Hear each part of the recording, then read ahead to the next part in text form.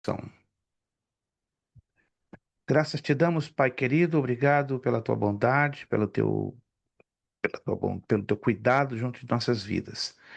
Apresentamos esta aula na tua presença, apresentamos a vida dos alunos que já fazem presentes, daqueles que não poderão estar, daqueles que estão a caminho, possas estender a tua poderosa mão e bênção sobre cada um deles. Espírito Santo, ilumina nossas mentes, corações e no recebimento da tua palavra. Ajuda-nos, Senhor, a reter o que vamos aprender da tua palavra. Muito obrigado. Perdoa os nossos pecados, lava-nos no precioso sangue de Jesus, dá-nos a tua orientação, a tua guiança. Precisamos que tu nos orientes em tudo, porque estamos vivendo dias muito difíceis, dias de altos desafios, e com a tua direção tudo sairá bem, apesar das lutas, dificuldades e grandes desafios. Obrigado. Oramos, te agradecemos, entregando esta aula desta terça-feira, 17 de fevereiro, aos teus cuidados, em o nome de Jesus. Amém e amém. Muito bem, estamos hoje na sexta aula, né, na sexta aula da nossa matéria de hermenêutica e exegese, né? Princípios de hermenêutica e de exegese. Teremos ainda mais 3 aulas pela frente. Está ali o nosso irmão Kelson. Boa noite, a paz do Senhor, irmão Kelson. Senhor pastor, para o senhor aos demais irmãos. Privilégio ver este servo do Senhor. Saudades da sua pessoa, né? Eu não tenho ideia de quando eu vou passar por aí, mas tenho saudade. Aliás, talvez a gente se veja. Não sei se o irmão vai na escola bíblica de Danbury em agosto. Eu vou estar lá de manhã no domingo, Amém, né? pastor. Se Deus Dando quiser. formatura a um grupo aí dos irmãos de Nagataki, né? Estou, inclusive, aos pouquinhos avisando um a um. E o pastor Eduardo Oliveira nos autorizou a fazer uma rápida cerimônia no dia 30 de agosto. Então, acredito que aí estaremos nos reencontrando, permitindo nosso Deus. Meus irmãos, vamos à página de número 9. Isto, página número 9, contexto histórico da Bíblia, letra C. Página número 9, contexto histórico da Bíblia. O que tem significado um determinado texto bíblico para os primeiros destinatários do referido texto e qual é a aplicação deste mesmo tempo, perdão, do mesmo texto aos tempos nossos e a nossa vida que hoje a vivemos. Saberá o leitor fazê-lo com sabedoria, ciência e discernimento. Isso quer dizer que nem todo texto bíblico tem aplicação para os dias de hoje. Então, tudo tem que ser bem avaliado para não cometermos esse tipo de equivocação que tem sido bastante normal, não é? A partir do momento que o pregador, o ensinador da Escritura Sagrada, o expositor, não conheça absolutamente nada das regras da hermenêutica e da exegese. Falando em exegese, está aqui na letra D. Para a exegese, o significado do texto bíblico no original e no tempo, e para o tempo em que foi escrito, constituem-se em detalhes muito importantes. Isso é importante deixar isso bem claro, né? Como já falei, nem sempre um texto que nós estamos analisando ele tem uma aplicação, uma abordagem para os tempos de agora. Alguns sim, são chamados textos de aplicação universal e atemporal, não depende do tempo. Entretanto, há outros textos que no momento que eu faço uma avaliação profunda, descubro que ele não tem aplicação para nós, para a nossa cultura e para os tempos de hoje. Portanto, a exegese é uma tarefa histórica E esta tarefa histórica envolve alguns relevantes aspectos. O idioma da ocasião do texto. Se eu estou lendo, exemplo, Deuteronômio 18:15, eu devo fazer algumas perguntas. Em que tempo foi escrito este texto? Para quem foi escrito este texto? Quem é o autor do texto e qual o endereço do texto? E a aplicação deste texto, ela está vinculada ao momento que foi escrito ou também tem uma extensão para os dias de hoje? Mas tudo isso temos que começar também avaliando a estrutura do idioma original, que causa realmente um pouquinho de dificuldade. Se está no hebraico, originalmente falando, no aramaico ou no grego koiné, porque quando sofre traduções para outros idiomas, queira ou não, há uma diferença, tá? E sobretudo a língua portuguesa, infelizmente, tem essa dificuldade, embora tenhamos hoje boas traduções da Bíblia em língua portuguesa. Aí vem as circunstâncias da ocasião do texto. Isto inclui os padrões de pensamentos do povo na ocasião do texto, de maneira que a mensagem divina fosse bem compreendida por todos. Dependendo do texto, a circunstância, repito uma vez mais, pode ter uma aplicação universal e atemporal, quer dizer, para todas as raças, povos e tempos. Pode ser que o texto tenha circunstâncias que cercam somente aquele momento e não tenha nenhuma aplicação para nós, ainda que tenha, né, um contexto de edificação, mas não tenha a aplicação direta. Vem outra coisa que causa isso aqui, causa uma dificuldade enorme. Os costumes da ocasião. A cultura envolve alguns fatores relevantes. Obrigado, meu irmão. Deus abençoe. Obrigado pela aparição do nosso irmão André. Obrigado pela gentileza. Vou repetir, os costumes da ocasião, a cultura envolve alguns fatores relevantes, tais como folclore, tradições, música, comemorações, poesia, fala, isto é, linguagem, práticas, comportamentos e procedimentos, usos, vestimentas, postura, etc. Deixa eu fazer aqui uma abordagem que aos ouvidos de alguns de vocês, se não de todos, pode soar estranho, muito estranho, e até um tom pessoal e herético, mas não é. Quando nós avaliamos isso à luz da hermenêutica e da exegese, aí a ficha cai e cai assim, forte. Pelo desconhecimento grande ou quase que total, ou por que não dizer total, dos líderes, eu me refiro aos líderes, né, porque a igreja ela é o reflexo dos líderes. Estamos de acordo com isso? A igreja ela é pelo que são os seus líderes.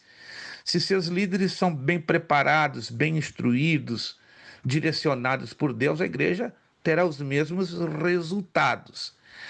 Entretanto, se os seus líderes não são suficientemente preparados, mas, pastor, eles têm a melhor intenção do mundo, mas intenção não tem nada a ver com vocação, não tem nada a ver com chamado. Eu posso ter a melhor das intenções do mundo, mas eu não tenho vocação, eu não tenho chamado, eu não tenho um mínimo de preparação. E aí? Vou estar à frente de uma igreja? Não, eu tenho que me preparar. Se eu tenho chamado, se eu tenho vocação, não é, da parte de Deus, é o momento de ter maturidade e esperar o tempo certo, ou seja, preparando-se, orando, jejuando-se, entregando a vida para Deus. Mas por que eu estou tocando essa tecla? Infelizmente, lamentavelmente, o que eu vou dizer aqui agora é como querendo desconstruir uma mentalidade que já foi trabalhada ao longo dos últimos 35 anos. Eu digo 35 anos porque atrás de 35 anos eu não me lembro ver o que eu estou vendo hoje na maioria das igrejas. Por exemplo, de 35 anos para cá, levantou-se dentro da maioria das igrejas pentecostais e até algumas tradicionais um negócio chamado Ministério de Dança. Já viram isso? ministério de dança. Eu comecei a avaliar a luz da Bíblia, conversando com muitos pastores, inclusive homens de muito maior preparação na teologia, na hermenêutica, na exegese. Tenho passado anos me questionando e conversando com eles, ao ponto de todos nós chegarmos à conclusão: caramba, então tem alguma coisa errada. Ou nós estamos muito antiquados, ou a geração de hoje, ou essa geração de 35 anos para cá, avançou tanto que ultrapassou as linhas da palavra de Deus. Aí vamos fazer algumas perguntas que a exegese e a hermenêutica nos exige. Primeiro, aonde na Bíblia vemos algo que insinue ministério de dança? Alguns pastores nos responderam da seguinte maneira: não, lá no Antigo Testamento, lembra? Quando o povo de Israel cruzou o Mar Vermelho, Miriam pegou o tamborim, bum, bum, bum, bum, bum, começou a louvar a Deus, tá? Lembra? Davi, né, quando a arca entrou na frente com o povo, Davi quase pelado, né, quase sem roupa, dançando e pulando na presença do Senhor, tá vendo? Essa é a base bíblica. Peraí, tem certeza? E por que no Novo Testamento não se refere a isso como um ensino que deveria ser aplicado e instituído como norma doutrinária, como norma de ensino bíblico para as igrejas? Em momento nenhum Jesus toca nessa tecla. Já perceberam isso? Analisa os 4 evangelhos. Em momento nenhum, Lucas, que fala da estrutura da igreja em Atos dos Apóstolos, nos seus 28 capítulos, ele fala sobre isso. Em momento nenhum, o apóstolo Paulo, em suas 13 epístolas, olha que interessante, ele não toca nada sobre esse aspecto de dança, ministério, coreografia. E agora? Como é que sair dessa? A resposta não é muito agradável aos ouvidos daqueles que foram construídos dentro desta mentalidade. E qual é a resposta?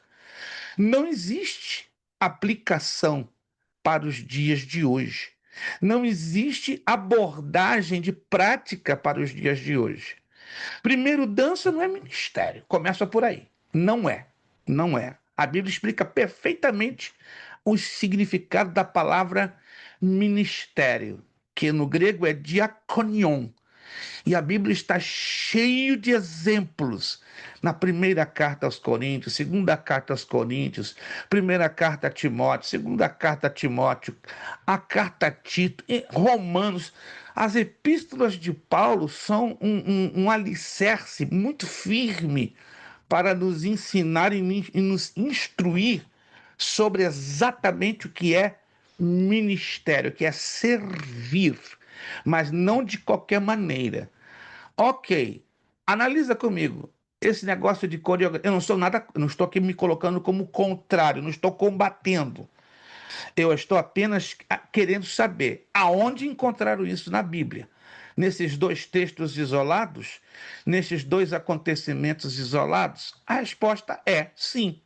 Pegaram 2 acontecimentos, 2 eventos isolados, decidiram trazê-lo para dentro da prática da igreja dos últimos 35 anos. E agora? Como é que eu e você vamos tentar desconstruir isso? Vai dar problema. Claro. Não, o pastor é contra a dança, contra a coreografia. E agora? Mas e na Bíblia? E no Novo Testamento? E Jesus? E aí, como é que fica? Preste atenção no que eu vou falar. Nem todo desvio bíblico é um pecado. Alguém está prestando atenção? Nem todo desvio bíblico é pecado. Mas todo pecado está dentro de um desvio bíblico. Alguém entendeu?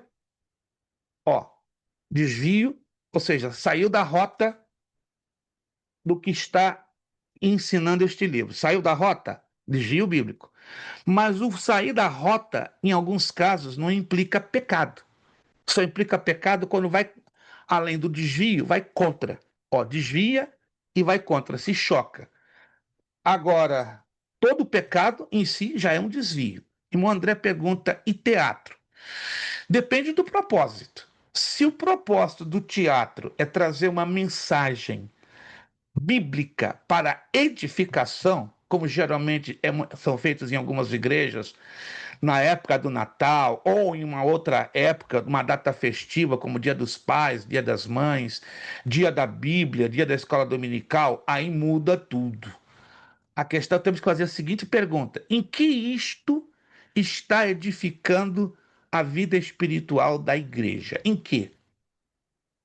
Mas o pastor, o Natal, ele não é bíblico. E as igrejas comemoram o Natal. É e não é. Vou abrir um rápido parênteses. Ele é e não é. Natal, ela é abreviatura do nome que vem no latim natalitum, que é natalício, aniversário. A data não é bíblica, sem dúvida, é uma data pagã.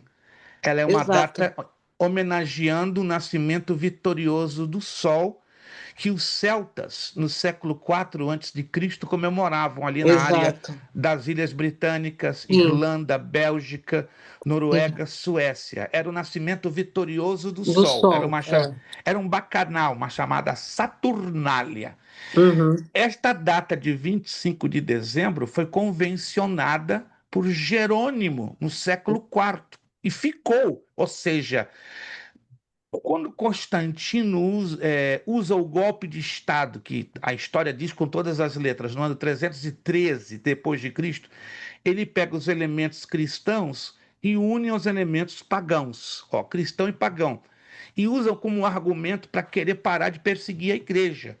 Aí Constantino encontra um grupo de cristãos apostatados, isto é, desviados da sã doutrina, cristãos assim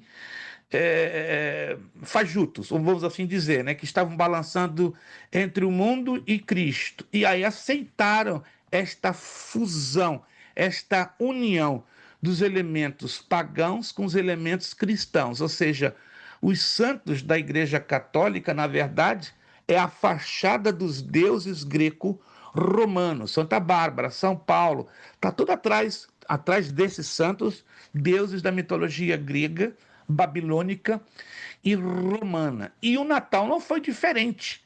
O Natal foi paganizado e todo mundo comemora o Natal. Claro. Agora, é importante explicar e ensinar a igreja. Jesus não nasceu em 25 de dezembro. Entretanto, qual é o foco de 25 de dezembro? É o Natal pagão ou o nascimento de Jesus? Não, é Resposta: pagão, é o o pagão. Eu não nascimento de comemoro Jesus. mais Natal. Eu não comemoro mais Natal. Não, É pagão. eu sou judeu messiânico e comemoro, porque eu aprendi ao longo dos anos separar as coisas. E não tenho nada contra quem não comemora, Sim, mas eu comemoro sim. por quê? Pode ser em qualquer data. Na história mesmo, Jesus nasceu em 6 de abril de 4 É antes de isso que os Cristo. historiadores falam, né? Isso que os Sim, 6 historiadores de eles abril, têm. 4 anos de criança. Eu tenho documentação farta. Eu sou historiador. Ah, tá. Aqui atrás de mim eu tenho mais de 5.000 volumes que falam isso com todas as letras. Não é possível que 5.000 volumes, 5.000 livros vão se equivocar, entende? E nem tampouco as pesquisas que muitos, não apenas eu, temos empreendido ao longo dos últimos 1.500 anos, entende? Então, Uhum. quando uma coisa é bem explicada, a igreja entende. Outra festa cristã paganizada, qual é? Páscoa. Tem igrejas que não sabem ensinar as crianças o sentido da Páscoa. Aí Ah, apresenta o vinho de Páscoa, coelhinho. Epa, esse é o sentido pagão. Mas o é, sentido cristão é ressurreição de exato. nosso Senhor Jesus Cristo. As igrejas americanas, eu conheço muitas, não dão ovinho de Páscoa, dão chocolate, e um cartãozinho mostrando o túmulo de Jesus vazio. Aí as crianças perguntam: o que é isso? Não é coelhinho? Não. Páscoa é ressurreição de nosso Senhor Jesus Cristo. Mas depender muito de como o líder vai ensinar a sua igreja a enxergar a verdade através das lentes da história e da palavra de Deus. Irmão André, senão a mão Ô, dele pastor, cansa. igual a irmã aí também, meio que não encaixa na cabeça, porque era pagão. E aí agora atribuiu no lado cristão também? Como é que fica O senhor explicou aí, mas na cabeça da gente não. É o que eu acabei de falar, irmão André. Procura entender isso aqui, se for possível, claro. Às vezes pode ser não ser possível. Correto. É muito complicado desconstruir um conceito que já foi embutido na mentalidade das pessoas através de séculos, séculos, séculos, séculos. Aí você vem com a verdade. E a verdade vai ter aquele cheiro, aquela tonalidade de heresia, de absurdo. Ei, que negócio é esse? Não estou entendendo. Eu aprendi assim, meu pai aprendeu assim, meu avô aprendeu assim, meu bisavô aprendeu assim. São gerações que aprenderam assim.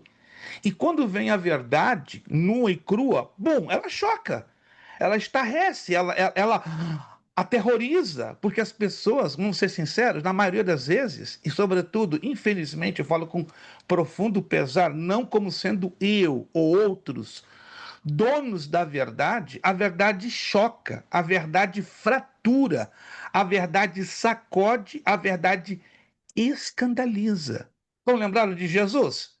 Jesus começou a falar um discurso bem direto, a tal ponto que está lá escrito, está clarinho, no Evangelho de João, capítulo 6. Ó, a partir daquele dia, o que aconteceu? Jesus foi querido por aquele grupo? Não. Muitos deixaram o Senhor Jesus. Aí Jesus volta-se para aquele que ficou, aquele grupinho que ficou. E aí? E vocês? Não vão embora, não? Não. Para onde nós vamos? Pois tu tens as palavras de vida eterna. Esse é o detalhe. Hoje, quando se aplica um ensino profundo da palavra e da realidade bíblico-histórica que é omitida, escute, omitida. Não É estou aqui levando. conveniente, né, para os pastores, né? Isto, Conveniente, né? E eles não gostam quando falam, exata, eles acham que você está endemoniado. Ah, você está endemoniada. exatíssimo. Já falaram isso para mim na igreja, você está Irmã, endemoniada. Você precisa bem-vindo, se ó, libertar. irmã Monique, bem-vinda ao grupo. Pensa num camarada que nos últimos 50 anos tem sido chamado filho de Belial. E Oh my é God. pastores na igreja. Você é o filho de Belial. Por quê? Você Meu está ensinando Deus. o contrário que os meus ancestrais, os meus antepassados ensinaram. Ué, então eu tô bem. Que Jesus disse: conhecereis a verdade e a verdade vos libertará. Uma mentira ou uma falsidade, quando ela é ensinada mais de 5 vezes, está provado isso na psicologia, ela entra na nossa mente como uma verdade. E agora? Para dar a volta ao contrário é mais difícil, é mais custoso, por causa da nossa natureza humana pecaminosa, caída, decaída na presença de Deus. Então a verdade, ela custa mais penetrar dentro da nossa mente do que a mentira ou a falsidade. A falsidade entra assim, ó, com a facilidade. Alguém já teve essa experiência? Um pensamento ruim, um pensamento Sim, impuro, sim, sim, sim. entra em alta velocidade assim, ó. Bum, você não precisa fazer nem muito Verdade. esforço. É. Agora, se tratando da verdade, há uma resistência natural na nossa mente e no coração. Peraí, isso não pode ser verdade, peraí. Meus avós aprenderam assim, meus bisavós aprenderam assim. Que negócio é esse? Tá errado. Você É. passa até anos lutando contra a verdade. Agora, você vai me perguntar: conseguiremos mudar o quadro ultimamente? Atualmente? Não. Não. Uh-uh. É quase impossível mudar o quadro. O que conseguimos fazer com a graça de Deus e a palavra, porque a palavra é que transforma, a palavra que convence, a palavra que liberta, é alterar um pouquinho a mentalidade. Aí você vai me dizer, então a igreja está numa situação complicada? Bastante. E até profético. E até profético. Querem que eu prove na Bíblia? Vamos lá. Carta de Paulo a Timóteo. Vou mostrar a vocês.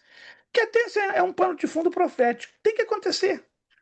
Se não acontecer, a Bíblia está sendo mentirosa. Ô, Ouvir pastor, novos mas. pregadores também, né, pastor? Ouvir novos pregadores, né? Como nós estamos estudando aqui, né? André, por favor, um pouquinho mas breve, porque hoje o tema tem que ser discorrido bem, sim, com sim, mais mas. fluência. Só que na verdade foi introduzido há séculos e séculos. O que não entra é o seguinte: devemos seguir esse padrão que já há século, porque na verdade vai ser difícil reverter o quadro. Mas se Não, a gente não reverter, começa a não, mudar reverter não é agora, difícil, entenda-me. Reverter o quadro não é difícil, é impossível. Porque é algo que foi minado ao longo de sim, muitos mas como é que fica séculos. a vida diante de Deus assim? Nunca A devemos. palavra de Deus, escuta, preste atenção, preste atenção. A palavra de Deus nos ensina o seguinte: tudo que é feito sem fé é pecado. O que é fé? Convicção do que eu estou crendo, convicção do que eu estou fazendo. Tiago 4,17 nos ensina: aquele que sabe fazer o bem e não o faz, comete pecado. E aí a resposta à sua pergunta: qual é a nossa postura diante de toda essa situação, dessa mistura? Vou usar essa palavra. Estamos vivendo um evangelho misturado, super misturado. A maioria do povo está recebendo porque não é instruído. Oséias 4,6 está se cumprindo à risca. Meu povo perece porque lhe falta conhecimento. A palavra conhecimento no hebraico é brarat-haik, que quer dizer luz que dá direção. E a luz que dá direção está aqui, ó. Mas hoje ela é só pregada e às vezes com deficiências e muito mal ensinada. Veja bem, se isso que estamos falando aqui fosse ensinado em cima dos púlpitos das igrejas, muitas dores de cabeça, eu tenho absoluta certeza, irmãos, estariam sendo poupadas no meio das igrejas, por causa dessa avalanche gigantesca de misturas. É como deixamos aqui claro, mudar o quadro é impossível, mas no momento que eu sei o que eu devo fazer, então eu tenho que fazer diante da minha consciência diante de Deus. Ou você pensa que eu estou tentando mudar o comportamento dos pastores, ou o comportamento dos meus irmãos em Cristo, que estão envolvidos neste ensino equivocado? Não tenho como fazer. É como a irmã Monique falou. Já me chamam de endemoniado, me chamam de filho de Belial, me chamam de possesso. Gente, eu estou sendo elogiado toda hora. Você é um filho de Belial, glória a Deus. Se eu não for chamado filho de Belial, tem alguma coisa errada, gente. E eu me sinto, você pode achar estranho o que eu estou falando, eu me sinto honrado. Sofrer acusações e calúnias por amor a Cristo. Está lá na primeira carta de Pedro, capítulo 4. Tá? Agora, olha o que Timóteo aqui já estava falando. Paulo falando a Timóteo há quase 1800, 1900 anos. Capítulo 4, primeira carta de Timóteo, capítulo 4. É um negócio sério, irmãos. Estudar essa matéria levanta uma poeira violenta. Já perdemos alunos lá atrás, quando chegou essa matéria, se escandalizaram. Não, pastor, a partir de hoje eu não quero saber mais de estudando a Beré. Tá bom, tranquilo. Não, porque eu fui ensinado assim, meu pastor foi ensinado assim. Tranquilo, você aqui não é obrigado. Você está aqui enquanto achar que é interessante e que está edificando a sua vida. Se você está entendendo que o que você aprendeu tem muito mais força do que o que está sendo exposto agora pela palavra, e não é o que eu penso, o que eu acho, fique à vontade. Então, irmãos, eu digo igual a Jesus. Se vocês querem tomar uma atitude, amém. Né? E aí cada um sabe de si. Essa é uma coisa bem interessante. Né? Que isso revela o quê? Nossa escolha e nossa maturidade. 1 de Timóteo, capítulo 4, versículo 1. Esse texto é muito conhecido.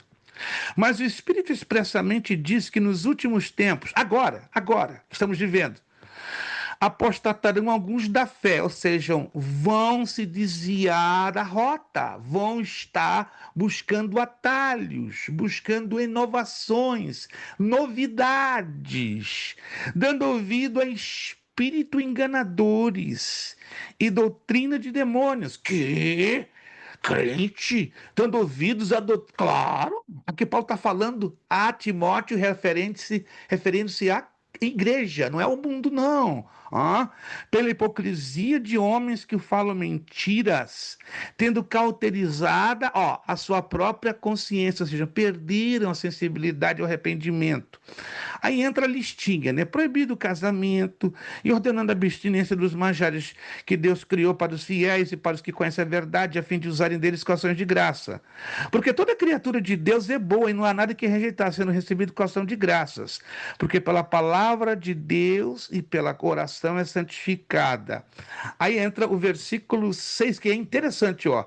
Propondo estas coisas aos irmãos, serás bom ministro de Jesus Cristo, criado com as palavras da fé e da boa doutrina que tens seguido. É Paulo agora falando a Timóteo, querendo dizer, Timóteo, você sabe onde está, onde você pisa, você sabe qual é a criação que você recebeu e a formação que lhe foi dada.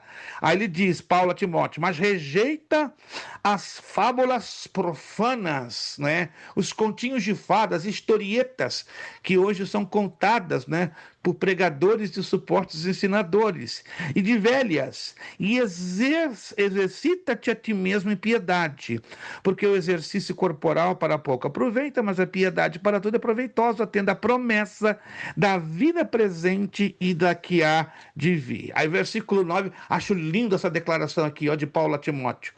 Esta palavra é o quê? Fiel e digna de toda aceitação. Mas nem todos vão aceitar. Nem todas vão aceitar. Não bastando, Paulo continua lá na segunda carta a Timóteo. Ei, vamos rapidinho. Segunda carta a Timóteo. Ih, rapaz. A gente poderia tirar um tempinho, né? Mas não temos tempo, né? De estudar as cartas de Paulo. Aí a gente ia ficar de boca aberta.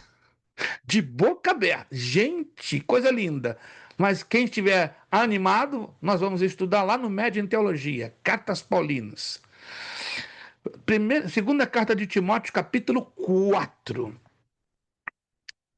Conjuro-te, pois, diante de Deus e de Senhor Jesus Cristo, que é de julgar os vivos e os mortos, na sua vinda e no seu reino, que pregues a palavra, instes tempo e fora de tempo, redarguas, ou seja, chame atenção, repreendas, mostre onde o negócio está errado, exortes, coloca no lugar, e com toda longanimidade e doutrina, doutrina quer dizer ensino genuíno, puro. Versículo 3. Porque virá tempo em que não sofrerão a sã doutrina, ou seja, vai chegar um tempo que quando a verdade for pregada, muitos não vão aguentar. Muitos vão fazer, cala a boca, que é isso? Você está falando o quê? Está falando besteira? Está falando asneira? Mas tendo, comichão nos ouvidos, amontoarão para si doutores, mestres, conforme as suas próprias concupiscências, conforme os seus próprios pecados, conforme as suas próprias conveniências, e desviarão os ouvidos da verdade, voltando às fábulas. Uau! É o quadro de hoje, gente. O povo gosta de ser enganado, de ser levado diante de historietas, de continhos que não têm base nesse livro. Vamos ser sinceros, irmãos. O povo dá glória a Deus e aleluia para tudo, porque o povo hoje está com o espírito de Tessalonicenses e não de Bereia. Lá, Atos 17, 10, 11. E os de Bereia eram mais nobres dos irmãos de Tessalônica. Por qual razão? Porque os bereanos, o que eles faziam? Vamos lá, alguém se lembra? Porque quando Paulo e Silas chegaram lá em Bereia, começaram a ensinar, a pregar, aí teve uma reação que os tessalonicenses não tinham, mas os bereanos tiveram. Alguém se lembra? Conferir na escritura, né, pastor?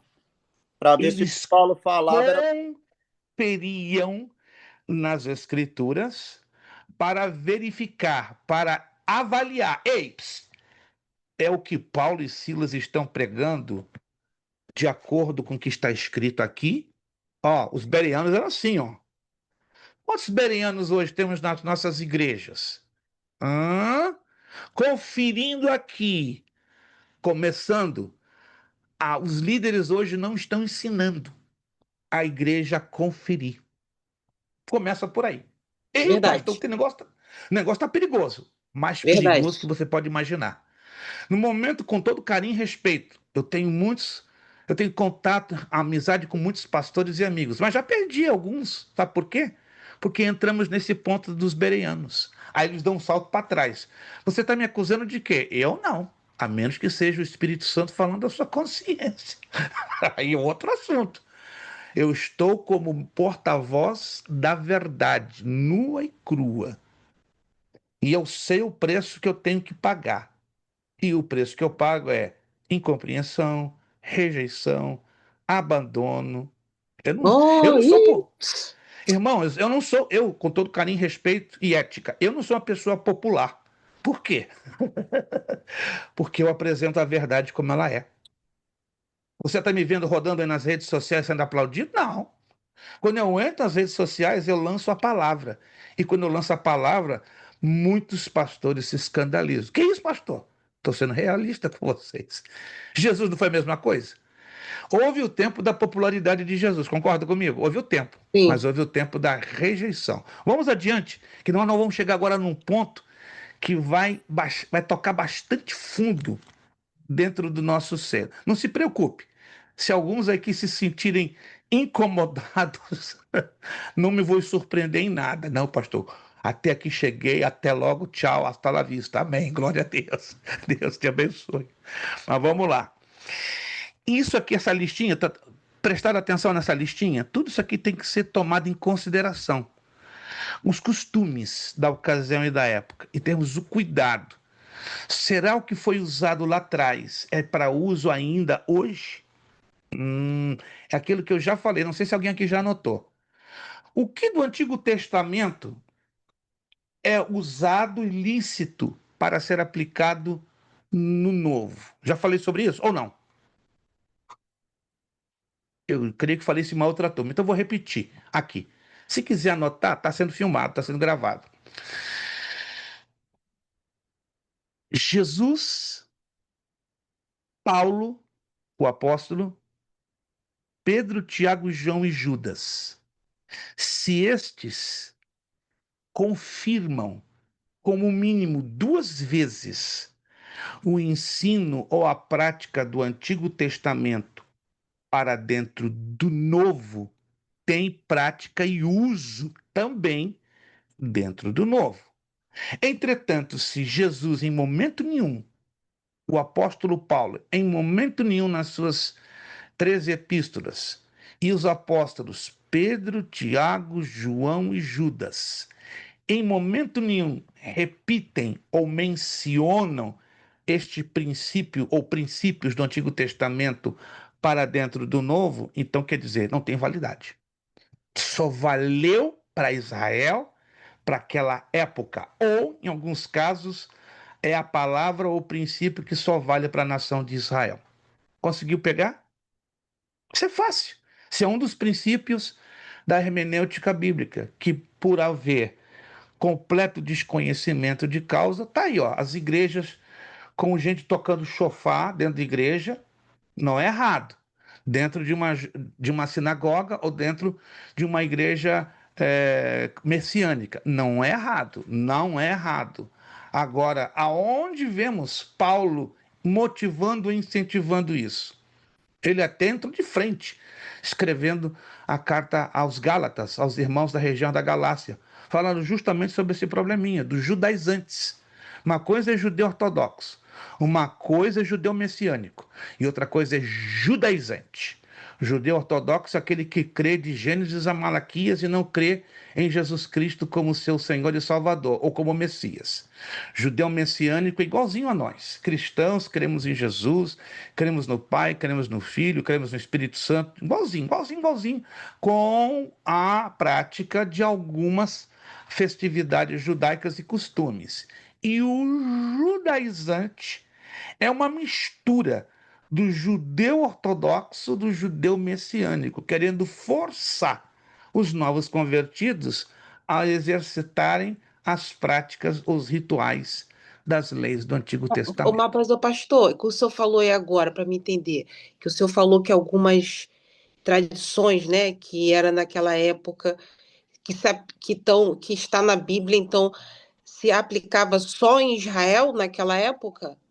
É isso que o senhor falou? Para me entender, mais ou menos. Preste bastante atenção.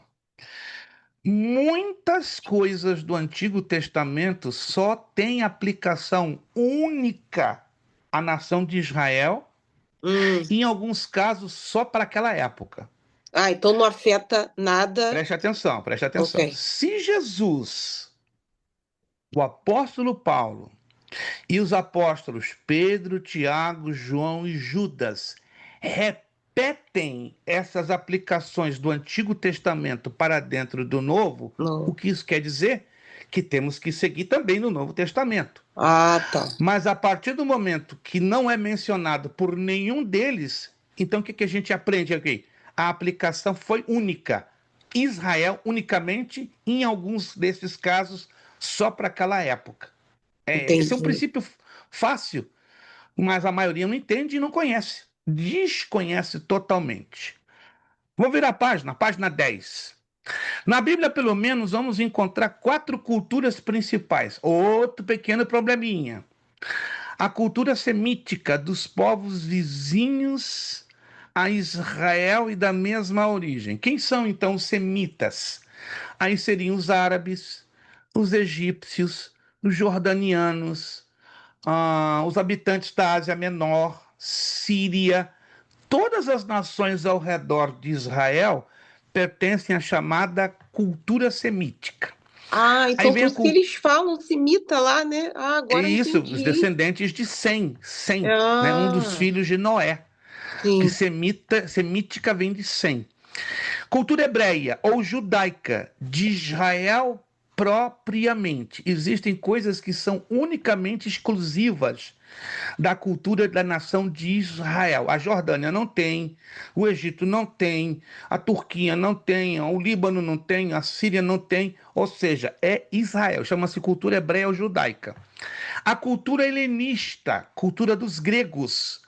Nós, ocidentais, brasileiros, uma vez que fomos colonizados pelos portugueses, temos muita coisa da cultura helenista, porque os gregos exerceram uma influência muito forte dentro da Europa. E a Europa, claro, exportou este modelo cultural para as nações, não é, colonizadas. Da mesma maneira, a cultura romana. Por exemplo, o Código Civil, o Código Criminal, 78% da Constituição do nosso Brasil, ela é baseada no Código Romano. A maioria do povo não sabe disso.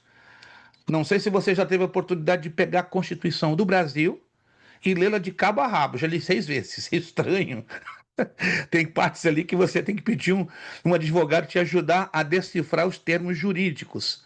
Aí você lê as obras de Cícero, o grande jurista romano, Plínio Grande, e aí vai, Suetônio, você vai descobrir que é quase uma cópia do sistema jurídico romano. Aí você fica, uau! Então o Brasil é a Xerox, vamos assim dizer, que imita diretamente o sistema civil criminal de Roma, quase 100%, para não dizer 82%. É impressionante. Então, essas culturas, elas estão expostas na Bíblia e precisam ser consideradas. Isso muito influencia, continuando aqui, quanto à comunicação da mensagem bíblica e seu consequente desconhecimento por parte do intérprete da palavra de Deus. Sem dúvida o desqualifica como seu expositor. Resumidamente falando, o intérprete deve descobrir as circunstâncias para um determinado escrito ter vindo à existência. Faz-se necessário conhecer as maneiras, olha só, costumes, psicologia do povo no meio do qual o escrito foi produzido. Vale a pena lembrar que a psicologia de uma pessoa inclui suas ideias de cronologia, ou seja, tempo, seus métodos de registrar a história, seus usos de figura de linguagem e os tipos de literatura que usa para expressar seus pensamentos. Aí vem uma perguntinha lá na letra F. Mas afinal, aí você está dizendo, olhando para os seus botões, mas afinal, por que e para que tudo isso? Porque o método utilizado por Deus para falar-nos é por meio dos feitos humanos, que além do idioma, envolve circunstâncias, costumes e lugares. Vou citar aqui um texto que está lá em Deuteronômio. Você já deve ter ouvido falar muito desse texto.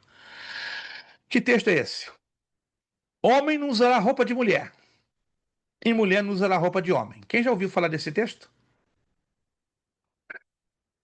Aí, quando você ignora esse grande contexto, esse leque, eu tenho que avaliar. Por que esse texto? Aí eu tenho que avaliar o quê? Circunstâncias, costumes e lugares. Por que Deus deu essa proibição à nação de Israel? Alguém sabe? Alguém já pesquisou? Alguém já ouviu? Por quê? Não? Ó, me surpreende bastante. Há 35, 40, 50, 60 anos atrás, isso era ensinado assim, direto, nos púlpitos das escolas dominicais, nos púlpitos dos cultos de ensino, até mesmo em culto evangelístico. E de 35, 40 anos para cá, não ouço não mais ninguém ensinar sobre isso. Mas isso é pano de fundo cultural, pano de fundo que envolve costume, e pano de fundo que envolve circunstâncias. Vamos lá, vamos explicar. Quando Deus dá esse texto, essa proibição à nação de Israel, se você se lembrar, Israel estava para ser introduzido na terra prometida, chamada Canaã. Ok. Então Deus deu várias instruções a Moisés e também depois a Josué. Ó, cuidado, são 7 nações pagãs, Xirgazeus, Ferezeus, Jebuseus, esse povo está agarradíssimo à idolatria. Então, é um povo difícil. Mas, quando vocês entrarem lá, vocês vão fazer uma limpa, usando uma linguagem coloquial. Vocês vão limpar, porque, do contrário, vocês vão ser cilada na vida, ou seja, eles vão ser cilada na vida de vocês, nação de Israel. Muito bem. Deus dá essa proibição específica por uma razão bem estranha, que até então Israel não sabia. Era normal entre os povos cananeus, jebuseus, gigazeus, ferezeus. Você pode pesquisar isso bem a fundo e você vai se surpreender. E muita gente não fala sobre isso e muitos não pregam sobre isso, muito menos ensinam. Não se existia, como existe hoje, de um tempo para cá, a roupa íntima masculina e feminina. Ou seja, o homem tem a sua roupa íntima, correto? E a mulher tem a sua roupa íntima. Estamos falando aqui entre gente madura. O homem usa a cueca, o slip, e a mulher usa a calcinha. Só que naqueles tempos, ali nas nações cananeias, entregues ao paganismo, era comum quando uma família ou como uma pessoa queria dedicar a sua vida a um deus, como a Moloque, a Dagon, a Astorete, fazia uma espécie de sacrifício em vida. Eles chamavam de sacrifício em vida. Em sumério, se chama-se Tagolor Ain Girhing. É uma expressão semítica, que quer dizer, eu vou fazer um sacrifício em vida. E como era feito esse sacrifício em vida? A mulher usava a roupa íntima masculina para dedicar a sua vida, digamos, a Dagon. Então ela estava lá, ninguém sabia que ela estava usando a roupa íntima de um homem, mas estava lá, porque ela era uma oferenda viva a Dagon. A mesma coisa, homens, que queriam entregar as suas vidas a Astorete, a Baal, outro exemplo. Aí o que eles faziam? Eles usavam a roupa íntima feminina, que não era nada parecido com a que nós conhecemos hoje. Então, para não haver essa confusão no meio da nação de Israel, porque Deus já sabia, escutem, que Israel entraria em Canaã e faria isso aqui, teria os casamentos mistos. Deus avisou. E avisou com antecedência: olha, vocês vão ser enredados por esse povo. Cuidado, se separem. Por isso, homem não deve vestir roupa de mulher e mulher deve vestir roupa de homem. Isso quer dizer, no hebraico, homem não deve usar a roupa íntima da mulher e mulher não deve usar a roupa íntima do homem. Aí você me pergunta, por quê? João Ferreira de Almeida não colocou isso claro, aberto em português? Porque ele não teve as ferramentas linguísticas que ele dispunha na época, em 1687. Algumas traduções da Bíblia já modernas no inglês, no francês, no espanhol, no italiano, já estão alterando esta versão, ou seja, atualizando, para que o povo entenda o contexto exato deste versículo. Do contrário, se você pega a interpretação ao pé da letra literal, aí como muitas igrejas no Brasil e em outras partes do mundo, não, mulher na igreja não pode usar calça comprida. Conhece? Tem igrejas no Brasil e aqui, entre os hispanos, se a mulher entra na igreja com calça comprida, na hora o pastor estica o dedão, ó, tá indo contra a palavra, porque a palavra diz, calma, vamos ver qual é o contexto que a palavra está apresentando, para você dizer se é um mandamento para a igreja nos dias de hoje ou é um mandamento só para aquela época. Esse é o nosso problema, irmãos. É o problema da grande maioria quando expõe a palavra de Deus. Não se dão o trabalho de fazer esse tipo de avaliação. Conclusão, voltando aqui para a apostila. A palavra de Deus escrita é um livro divino humano, assim como a palavra de Deus viva, Jesus Cristo, é divina humana. E isto muito nos conforta como seres humanos que somos.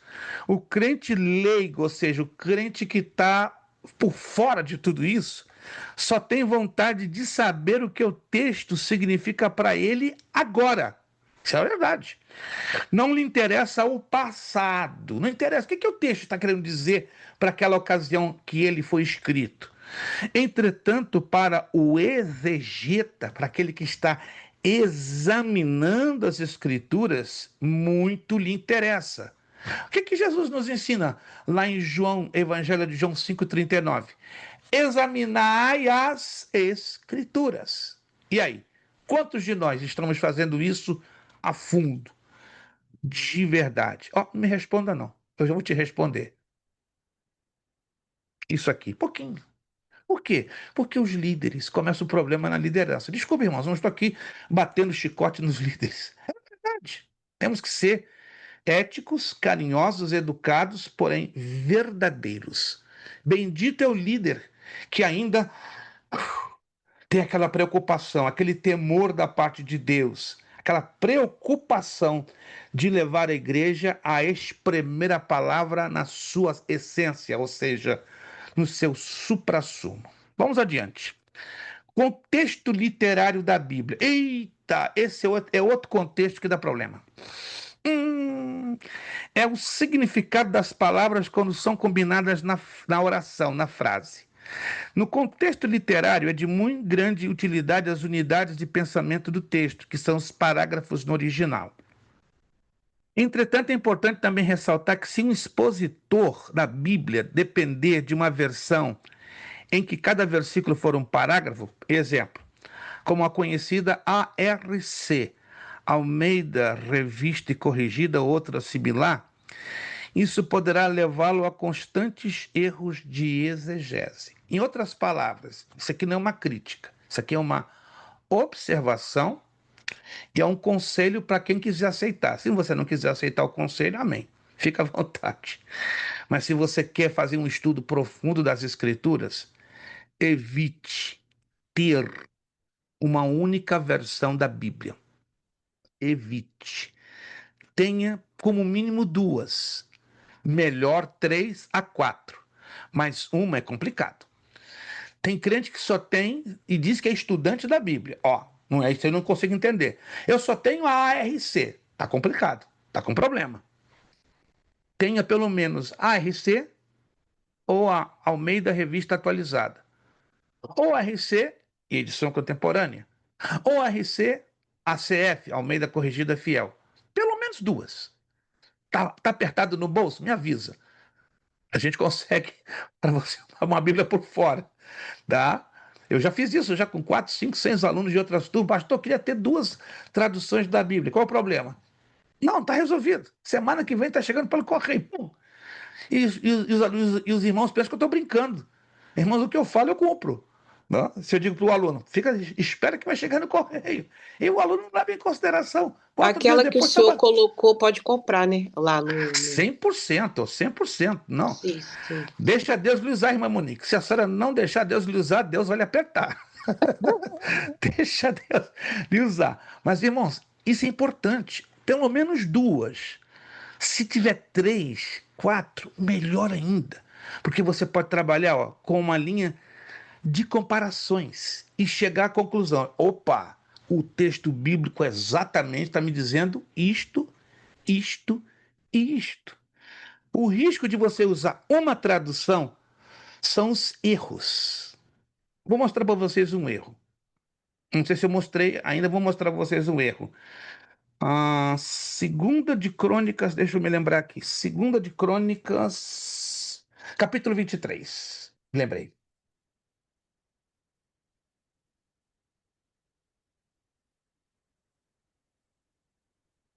Segundo livro de Crônicas, capítulo 23. Deixa eu ver aqui. Só um momentinho. Deixa eu ver se é Crônicas mesmo. Só um momentinho. Que às vezes me escapa a mente.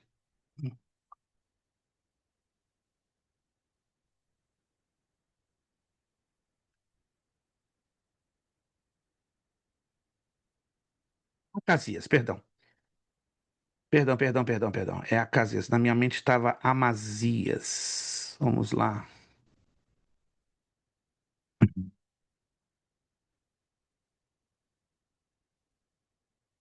Vou ver aqui. Segunda de Crônicas, capítulo 22, por favor. Segunda de Crônicas, capítulo 22. Desculpe. É porque a minha mente não está tão boa como do pastor Francisco, né, que tem 18 anos, não é tão boa como do André, que tem 10 anos, ou do Kelso, que tem 5 anos, entendeu? É A mente isso. de vocês está fresquinha. A minha, irmão, está ficando desbotada, já está indo para... Tô indo para 67, gente. Ó, setembro, tô indo para 67. Então aqui tá ficando branquinho, né? Não aqui em cima, aqui dentro. Minha massa cinzenta tá ficando esbranquiçada. Pastor, eu não sei nem porque eu tomo bem café de manhã. Irmão, eu não vou ficar quieto. Eu vou dizer detalhe por minha esposa fica aterrorizada. O que você tomou de café de manhã? Eu digo em detalhes. Ela coloca a mão na cabeça. Me casei com um doido. Então, glória a Deus, você está me aguentando 33 anos das minhas loucuras. Eu me lembro que eu como de manhã, o que eu como de tarde. Eu me lembro o que eu fiz hoje, as anotações, tá tudo aqui dentro. Por que eu não sei? Não me pergunte. Eu vou na rua, vejo uma placa pela primeira vez, fica na minha mente. Placa de carro é uma coisa, é um divertimento. Eu olho pela primeira vez uma placa de carro, vem tudo na minha mente. Eu durmo, sonho e escrevo. Não, pastor, você é normal? Eu acho que não. Meu filho disse que eu sou normal, mas vamos lá, vamos voltar à Segunda de Crônicas, capítulo 22. Segunda de Crônicas, capítulo 22, versículo 2 e seguinte. Era de idade de 42 anos quando começou a reinar e reinou um ano em Jerusalém. E era o nome de sua mãe Atalia, filha de Omri. Falando de quem? Acasias. Se você tem a Almeida Revista atualizada, você vai se surpreender. Alguém tem a... Não diz essa idade, não, diz outra idade. Meu fala 22, pastor. O meu também. Olha lá, a irmã Flávia já pegou o fio da meada. A minha, Esse é o... Diga, Kelson. não, a minha também é 22 anos e... É isso mesmo. 22. Mas a Almeida Revista Corrigida, ARC, diz 42. Hã? Confere lá. Se você tem ARC, Almeida Revista Corrigida, é 42. Opa! Como é que eu sei que isso aqui é um erro? Porque Segunda de Reis, agora você vai ficar de boca aberta. Segunda de Reis, capítulo, deixa eu ver aqui direitinho, capítulo 8, versículo 26, vai revelar o problema. Quem pode abrir lá em Segunda de Reis, capítulo 8, verso 26? Era Casias de 22 anos de idade, quando começou a reinar e reinou um ano em Jerusalém. E era o nome de sua mãe Atalia, filha de Omri, rei de Israel. Maravilha! Conferiram, irmãos? Como é que eu sei que esse problema está aí? Não apenas por eu ter duas traduções. É muito fácil eu descobrir o erro.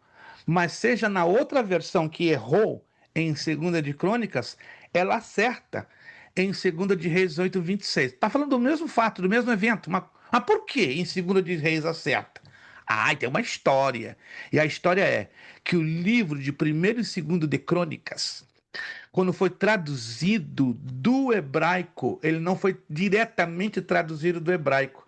Ele foi passado do hebraico para o grego koiné, dando origem à versão da Bíblia chamada Septuaginta, ou versão dos 70, que é o texto hebraico traduzido para o grego koiné. Isso em torno de 167 antes de Cristo. E, lamentavelmente, grande parte dos erros da Septuaginta não foram corrigidos para as Bíblias atuais. Por quê? Porque no meio do caminho, olha lá o problema, a Igreja Católica Romana, no século XVI, ela se apropria dos direitos autorais da Bíblia, que a mais conhecida na época era a Septuaginta, e ela então ela é traduzida para o latim, e ela se chama Vulgata Latina. E a grande maioria das Bíblias, sejam evangélicas ou católicas, hoje tem como base Septuaginta e Vulgata Latina. Porém, o livro dos reis, 1º e 2º de Reis, por estranho que pareça, ficou de fora, ou seja, foi mantido a originalidade, a pureza no hebraico, mas não de 1º e 2º de Crônicas. Quando é traduzido para o grego, esse texto, né, o livro de 1º e 2º de Crônicas, tomou o nome de Paraleiponema. Pode conferir lá, Paraleiponema, quer dizer coisas omitidas. É um livro cheio de erros, demais. Isso na ARC, preste bem atenção. Você pega a sua Bíblia ARC e coloca de um lado de uma ARS. Essa aqui é uma RA, essa é uma RC, essa é uma RA. E trabalha em cima dos 2 livros de crônicas. Você vai ter dor de cabeça direto, por atacado. Caramba, é muito erro, irmãos. É demais. Em 2030 está se planejando uma revisão completa na ARC, e aí nós teremos a ARC 2030, que ela vai ficar exatamente igualzinha à ARA, ou a Almeida Revista Atualizada. Mas hoje a maioria, né, dos pastores das igrejas, por uma questão de tradição, de costume, adotaram a ARC. Ela é uma tradução boa, desde que você tenha uma segunda para fazer comparação. Do contrário, você vai ter problema. Outro probleminha da RC. Desculpe. Vamos lá em Mateus 12:40. Rapidinho, porque a gente tem que avançar ainda. Mateus 12:40.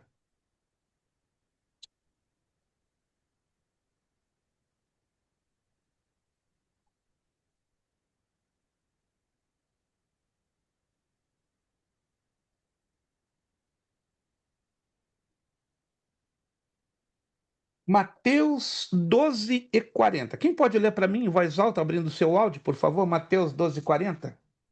Porque assim como esteve Jonas 3 dias e 3 noites no ventre do grande peixe, assim o Filho do Homem estará 3 dias e 3 noites no coração da terra.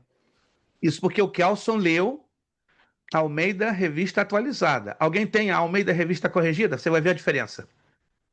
Falando do seio.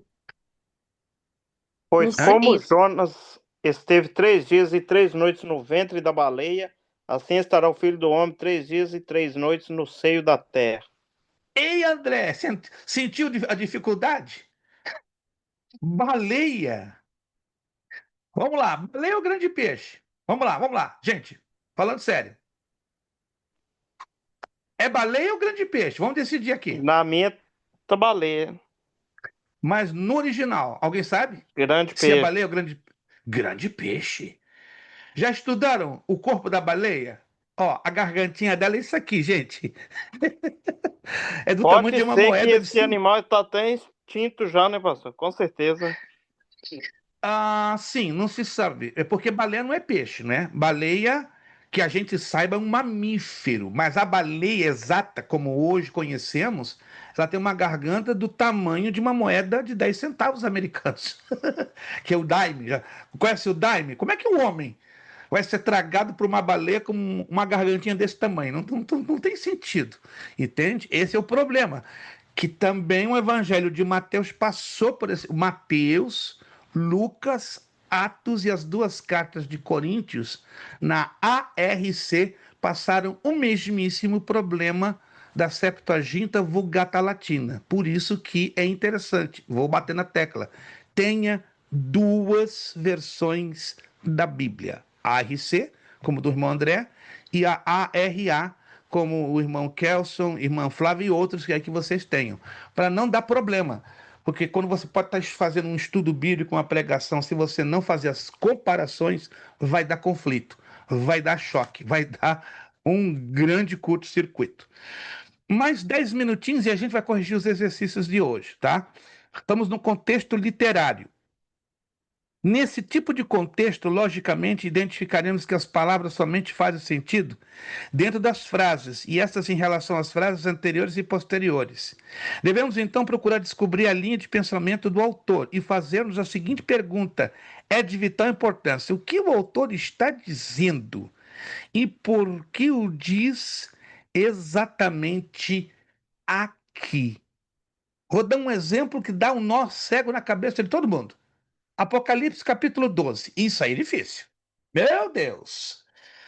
Esse texto é difícil. Se você disser que não é difícil, você está cometendo o pecado da mentira. Apocalipse capítulo 12. Eu estou dando só um exemplo, só um, poderia dar 20, mas o tempo não nos permite. Apocalipse capítulo 12. Olha o problema aqui, gente. Que problema! E viu-se um grande sinal no céu, uma mulher vestida de sol, tendo a lua debaixo dos pés e uma coroa de 12 estrelas sobre a cabeça. E estava grávida e com dores de parto e gritava com ânsias de dar à luz. E viu-se outro sinal no céu, e eis que era um grande dragão vermelho que tinha 7 cabeças e 10 chifres, e sobre as cabeças 10 diademas, e a sua cauda levou após si a terça parte das estrelas do céu, e lançou-as sobre a terra, e o dragão parou diante da mulher que havia de dar à luz, para que, dando ela à luz, lhe tragasse o filho. E deu ela um filho, um varão, que há de reger todas as nações com vara de ferro, e o seu filho foi arrebatado para o céu. Perdão, para Deus e para o seu trono. Versículo 6. E a mulher fugiu para o deserto, onde já tinha preparado por Deus um lugar para que ali fosse alimentada durante 1260 dias. Versículo 7. Houve batalha no céu, Miguel e seus anjos batalhavam contra o dragão e batalhavam o dragão e seus anjos, mas não prevaleceram, nem mais o seu lugar se achou-se no céu.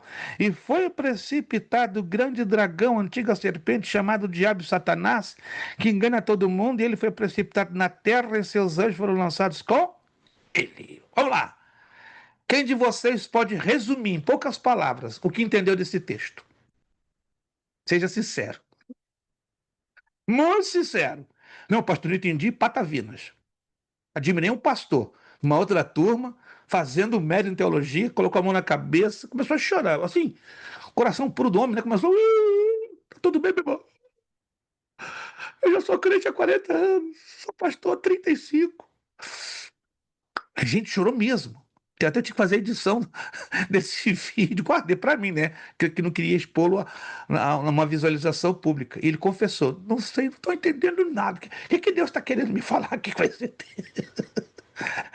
Vamos ser sinceros, quem aqui entendeu alguma coisa e quem não entendeu nada? Vamos lá. Ô, pastor, eu entendi mais ou menos que a mulher aqui pode tipificar Maria, né, mãe de Jesus. E o Pode filho, tipificar, perfeito. A linha de pensamento do irmão Kelso está indo bem, perfeito. sim, e o menino que nasceu era Jesus Cristo. E aí? E o Continua. dragão aqui, Satanás. E aí? Continua.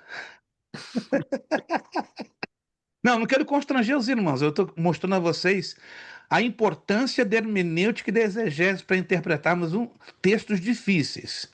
Não é à toa que o livro do Apocalipse, gente, tem 10.200 interpretações, porque a maioria não usa hermenêutica, muito menos exegese. Aí se arrebenta, aí fala qualquer coisa que dá na cabeça. Não, é assim, assim, assim, assim, assim, e o povo, glória, aleluia, que glória, aleluia. Vamos avaliar. Vamos lá, passo a passo, rapidinho, não vou tomar 5 minutos. A mulher, de fato, ó, Eu vou usar agora os recursos que a hermenêutica e a exegese me dão para eu interpretar esse texto. A mulher, de fato, está ligada com Maria. Mas lembremos-nos quem era Maria. Era uma judia, representando aqui a nação de Israel. Então essa mulher aqui é Israel, vestida do sol. Anote, sol na Bíblia fala de nações. Oh, Israel cercado pelas nações. Que tremendo isso. Tendo a lua debaixo dos pés. Lua, anote, lua na Bíblia fala da nação de Israel. Aponta, representa, é o símbolo da nação de Israel. Mulher com os pés na lua. Fala de governo, autoridade. Uau! E confirma ali, ó. E uma coroa de 12 estrelas sobre a cabeça. Essas 12 estrelas representando as 12 tribos de Israel. Então aqui está falando o quê? Da nação de Israel como política, como estrutura nação política. Versículo 2. E estava grávida e com dores de parto e gritava com ânsias de dar à luz. Israel querendo nascer como nação. Isso aconteceu em 14 de maio de 1948. Não é interpretação na minha cabeça, não. Isso é hermenêutica. Versículo 3. Aí muda. Essa é a confusão. Aí muda a visão. E viu-se outro sinal no céu. Separou? O verso 1 e 2 é uma visão. O verso 3 é outra visão totalmente diferente. E eis que era um grande dragão vermelho. Perfeito. Aí é Satanás. Mas ele estabelecendo um governo na terra. E este governo está falando de 7 cabeças, 10 chifres. E sobre as cabeças 7 diademas. Ai. E agora, como interpretar isso corretamente? Dragão é Satanás. Agora, 7 cabeças fala de 7 colinas.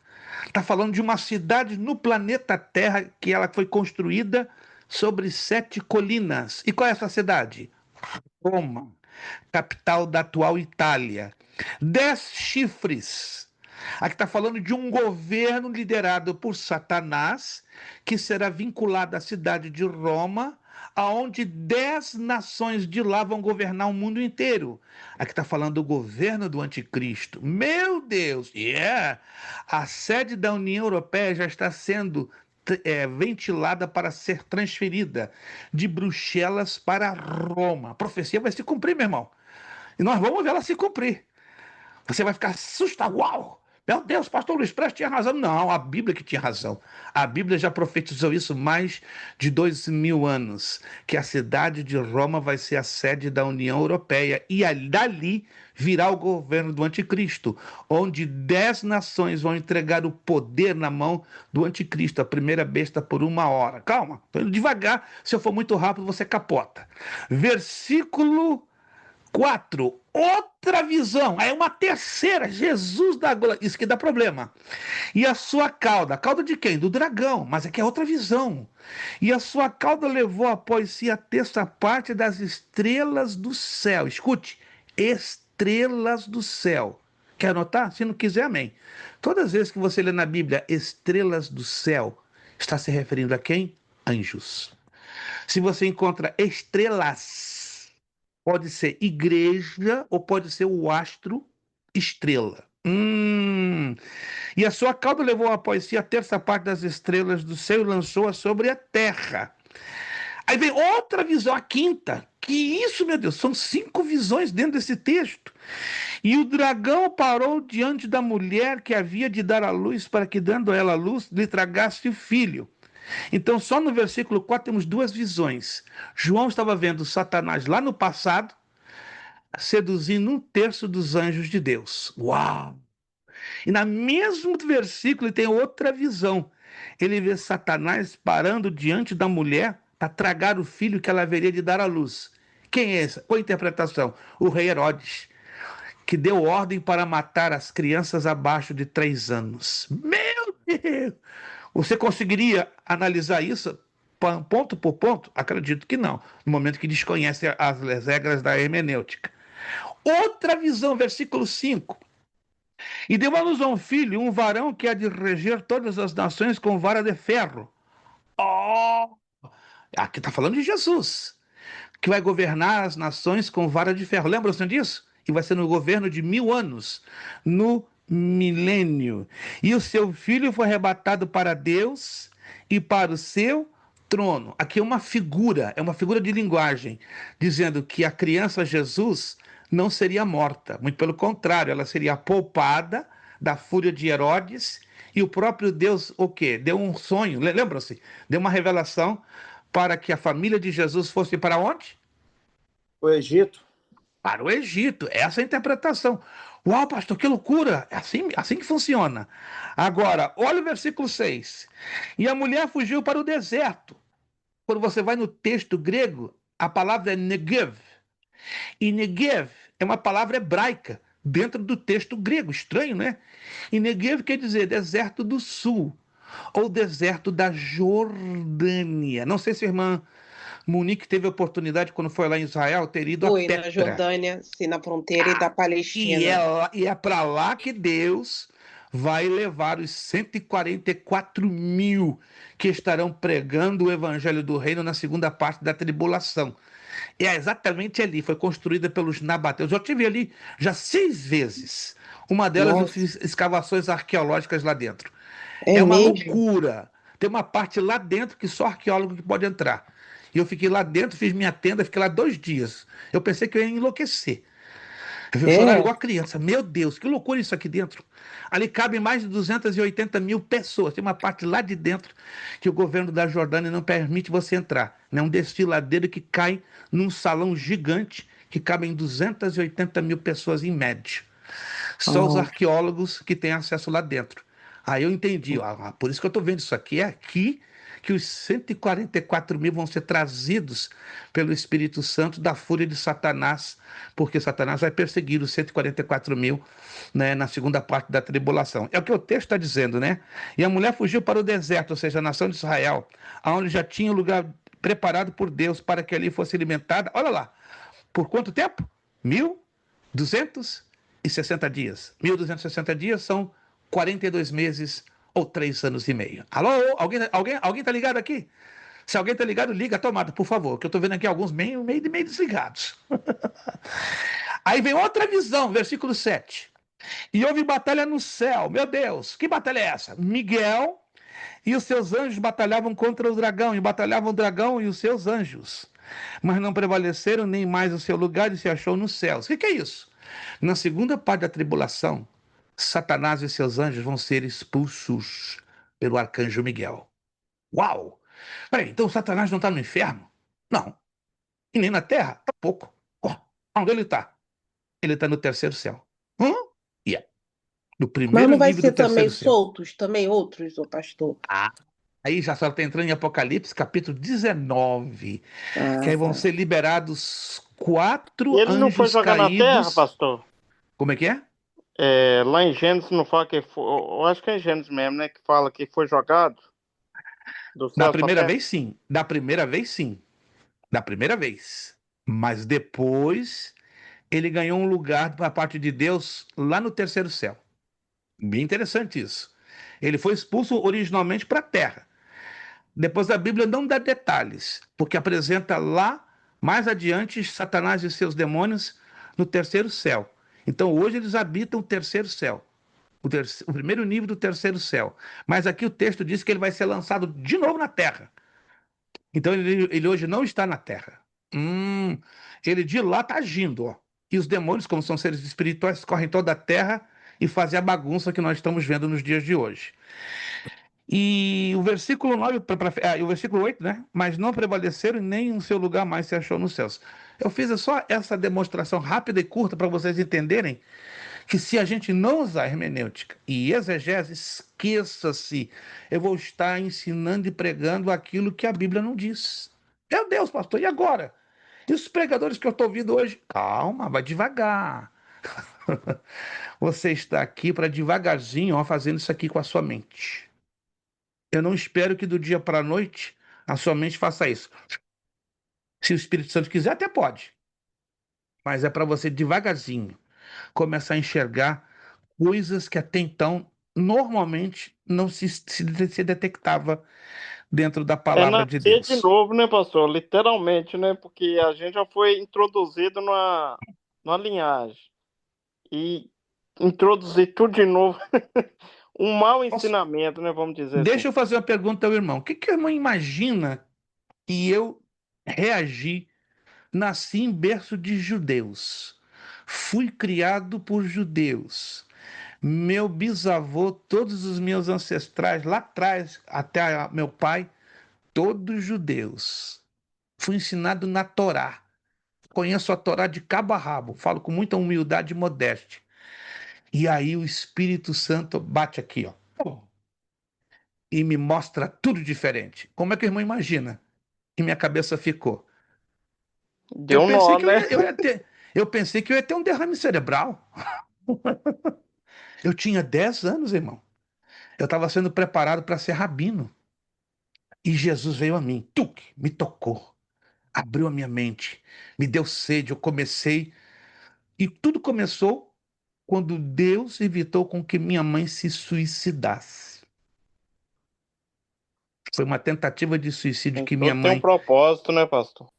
E nessa tentativa de suicídio, Jesus colocou um menino de 12 anos na nossa frente falando do Evangelho. Aí começou a nossa história. Isso aconteceu há 55 anos atrás, para a glória do Deus de Israel.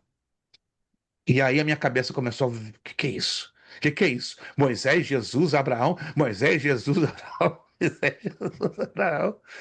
E com o passo do tempo, com o passar do tempo, o Espírito Santo foi abrindo a minha mente. Aí eu fui entendendo muita coisa do Antigo e encaixando dentro do Novo Testamento. Então, concordo com o irmão André. É nascer de novo, realmente. Mas o Torá, o pastor, eu tenho um colega judeu que ele fala que no Torá, né, judeu nasceu, judeu nunca vai deixar de ser. Aí fica eu e ele rebatendo, né, sobre Jesus. Aí ele fala, mas Jesus é judeu? Vocês cristãos falam que vocês falam de Jesus como se Jesus fosse um homem que nasceu no Ocidente, assim, que não fosse judeu. Mas Jesus é judeu? Mas esse é o problema mesmo. Obviamente, ele ouviu uma versão distorcida. É normal que alguns judeus ouçam a versão distorcida de um cristão. Hoje é muito normal. Mas quando nós aprendemos tanto o judaísmo como o cristianismo, sabemos que é um detalhe que muita gente não entende. A igreja de nosso Senhor Jesus Cristo nasceu em que berço? Berço puramente judaico. Ou você pensa que a nossa igreja, que nós hoje louvamos, glorificamos a Deus, ela nasceu cristianizada? Não, ela começou judaizada, não judaizante, totalmente no ambiente judaico. Ela foi mudando de formato. Mas é pecado, pastor? Mas é pecado? Não, isso é uma outra história, minha irmã. Vamos devagar. Sim, Mas aí ok. já deixa a senhora descansada. Não tem nada em pecado. Houve uma mutação de circunstâncias, de tempos e tempos. Uma coisa é a distorção da sã doutrina, outra coisa é a adaptação e o aprimoramento do Antigo Testamento cumprindo-se dentro do Novo. Aí não se trata de pecado, se trata de uma ambientação e um cumprimento antigo se fechando com o Novo Testamento. Mas aí vem a questão: a hermenêutica vai nos ajudar a separar as coisas do Antigo Testamento que são ainda válidas para nós e aquelas que não são válidas. Deixa eu terminar aqui, deixa eu ver aqui se eu posso terminar. Não, vai ficar muito longo, já são 10:02, temos que ir para os exercícios. Para a próxima aula, nós vamos continuar aqui, ó. Vamos a um exemplo prático, na página 10. Página 10. Vamos para um exemplo prático. Próxima aula será o dia 24 de fevereiro. Irmãos, mesmo com as aulas que nós estamos tendo, vai ficar curta essa matéria. Creio que vocês estão percebendo. Mesmo com a quantidade de aulas que nós planejamos, né, que é terminar dia 9 de março, vai ficar curto, mas eu não posso estender mais do que já foi planejado. A menos que haja uma extrema necessidade, aí faríamos uma coisa que nunca fizemos no curso básico. Pela primeira vez, nós teríamos 10 semanas estudando uma matéria. Até hoje nunca fizemos, a menos que a necessidade exija, mas aí a gente vai ver com o andar da carruagem. Vamos corrigir os exercícios, por gentileza? Vamos lá, por favor. Pastor, vou dormir hoje com a minha cabeça bem inchada. Glória a Deus. Que você vai dormir incomodado. Isso aí é bom, isso aí é um excelente sinal que a palavra está mexendo, a palavra está incomodando, a palavra está corroendo, né, certas coisas. Vamos para a página de número 27. Isso. Temos que corrigir os exercícios da página 27, 28, 29 e 30. Repito, 27, 28, 29 e 30. Espero que os irmãos tenham se dedicado na medida do possível, né? E dado o tempinho necessário para desenvolver esses exercícios. Número 1. Assinale com X a única alternativa correta, né? São 10 que vamos aqui escolher. Número 1. A hermenêutica especial estuda? C. C. Perfeito. Letra C de casa. A interpretação das formas literárias especiais. C de casa. Número 2, a linguagem prosaica é aquela? Letra D. D de dado, que manifesta o sentido usual e comum da comunicação. Número 2, letra D. Número 3, acróstico. Letra B. B. B de Brasil. É uma composição em que os versos verticalmente formam uma palavra. 3, B de Brasil. 4, apóstrofe. Qual é a letra? A. A. É falar aos ausentes como se os mesmos estivessem presentes, pessoas, objetos. 4, letra A. 5, clímax ou gradação. Cuidado, aqui tem pegadinha. Número 5, letra D de dado. D de D de dado. dado. D de dado. Ó, aqui eu coloquei uma pegadinha para ver se alguém estava dormindo. 5, D de dado. Do grego clímax, cujo significado é escada. Número 6, expressa o contrário do que se quer dizer, mas ao fim de tudo assinala o verdadeiro sentido. Outra pegadinha. C. B de bola, paradoxo. B de bola. Cuidado, André, as minhas pegadinhas mordem forte. B de bola, paradoxo, número 6. Número 7. É uma alegoria histórica pouco utilizada nas escrituras. Essa é fácil. Qual é a letra? B. B. B de Fábula. bola, fábula. Essa 8 aqui também é facinha, ó. Também conhecida por personificação. Letra A. A. A, prosopopeia. A 9 também é facinho. Se você errar a 9 é porque tá dormindo. Tem como base alguma semelhança entre dois objetos ou fatos, caracterizando-se um com o que é próprio do outro. 9, letra D. D de dado, metáfora. 10. Significa semelhante ou parecido com um ou outro. Ih, já dei de bandeja a resposta. Qual é? C. C de casa, símil. Aqui tem pegadinha com força. Vamos ver quem está dormindo e quem está acordado. Número 1, certo ou errado? Errado. Errado, porque fala de metáforas unidas e não de metonímias separadas. Está acordado, hein? Tem gente aí acordada, graças a Deus. Número 2, certo ou errado? Errado. Errado. O povo está tomando café. Mineiro que não toma café não é mineiro, então tem que estar ali desperto, né? Carioca também toma café que, como diz o carioca, pra caramba, ó a beça. Número 2, errado, porque está falando, né, de 2 ou 3 coisas, mas o correto é uma coisa. 1 e 2 errado. Número 3, certo ou errado? Errado. Errado, porque está falando, né, relacionada com com a segunda, né, com a segunda. Então é errado, na verdade, número 3 é errado. 4, vós sois o sal. É um claro exemplo de metáfora, certo ou errado? Certo. Corretíssimo, 4C. 5, certo ou errado? Certo. Certo. Certíssimo. Número 6, certo ou errado? Errado. Errado. Errado porque não é prosopopeia, é sinédoque. 7, certo ou errado? Errado. Errado. Errado porque pode ser metáfora ou alegoria. Então, recapitulando rapidinho. 1, 2 e 3 erradas. 4 e 5 certas. 6 e 7 erradas. Virando a página. Número 8, certo ou errado? Certo. Certo. Certíssimo. Número 9. Certo ou errado? Errado. Porque não é paradoxo, é antítese. Número 10. Certo ou errado? Certo. Certíssimo. Opa, povo bonito, tomou café com força. 8C, 9E, 10E. Agora aqui, lanterna ligada, holofote ligado. Preencha as lacunas.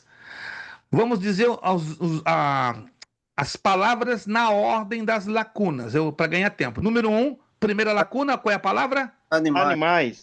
Animais. Segunda lacuna? Objetos. Objetos. Terceira lacuna? Racionais. Racionais. Repetindo, número 1, na ordem. Animais, objetos, racionais. Número 2, tem duas lacunas. Primeira lacuna? Discurso. Não. Essa eu não. Eu não fiz, não. Eu fiz, mas Ai. eu estava em dúvida. Alguém está acordado por... Não.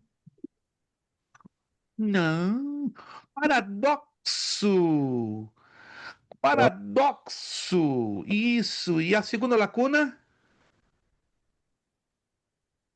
Essa. Interesse. Interesse. Então, vamos lá. Não. Número 2, primeira lacuna, paradoxo. Segunda lacuna, interesse. Número 3, temos 3 lacunas. Primeira lacuna, Essa eu deixei em branco, pastor. Fiquei em dúvida. Hebreus 11. Hebreus 11. Segunda lacuna, clímax.